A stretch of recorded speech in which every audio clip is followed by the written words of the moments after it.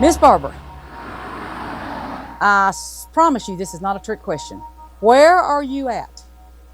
Gosh. All right, I have the CNN reporters here, and they want to talk to a Democrat. I'm serious as a heart attack. Who's here in town that would talk to them? That's sad when you have to hunt a Democrat. It's hard to find an open Democrat in Brantley County, Georgia, where Trump won more than 90% of votes in 2020. Of all the counties in all the 2024 swing states, it's the most pro-Trump. And we wanted to know why.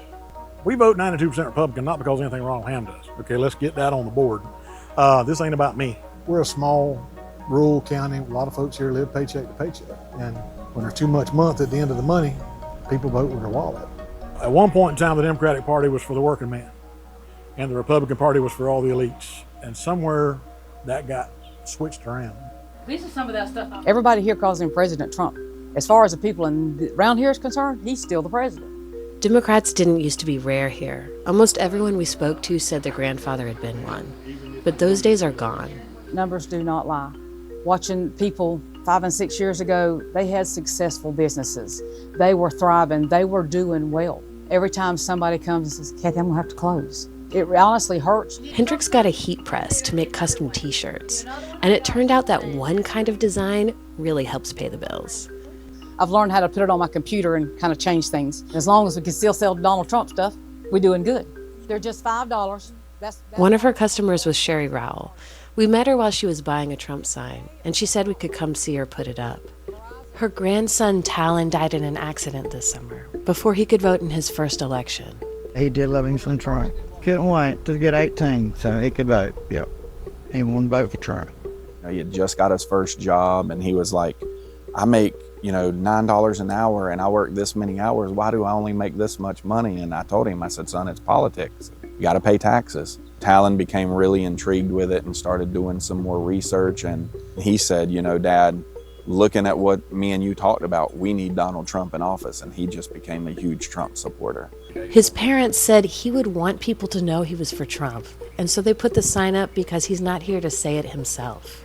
Things changed pretty fast when we went from Trump to Biden. Even they could see the difference.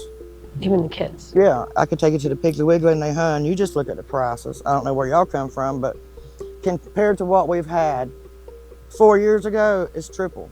There's some statistics that show that younger women are more likely to be for Harris. Do you see any evidence of that here in this county? I don't really in this county, but I do know some younger females that are very much a Harris person. And I'm not against her. If I thought she was going to do different than what was already in there. You know what I'm saying? Like if she should have come out and run an independent, then I might well listen to her a little more. Ron Hamm invited us to breakfast the next day at a diner where regulars talk politics. When Biden claims that he had more jobs and created more jobs, that's only because of Corona, because everything shut down. That was not Trump's fault. No, the jobs report numbers were really good for September. That just came out this week. The American people are government-issued numbers. But hold on, though. You can't take that and give credit to Washington, D.C. You give credit to the American people that go to work every day, even when they down, even when it's against them, even when it's going uphill. We get up and we continue to work. We continue to fight, and we've made this country better. There ain't nobody in Washington got a right to take credit for what the American people have done. But we didn't want to leave town without hearing a different point of view. So they called some old friends to come by. And showing the breakfast. There's some folks up here want to talk to you. Tell him to hurry up. I want to go fishing. Yeah. She made me do it. This is a real live CNN reporter, and she wants to meet a Democrat in Brantley County. Oh. There were few and far between, so they're looking there. We called you and Don both. Hey, I ain't a Democrat, but I'm an independent. Okay. What are your views on the election?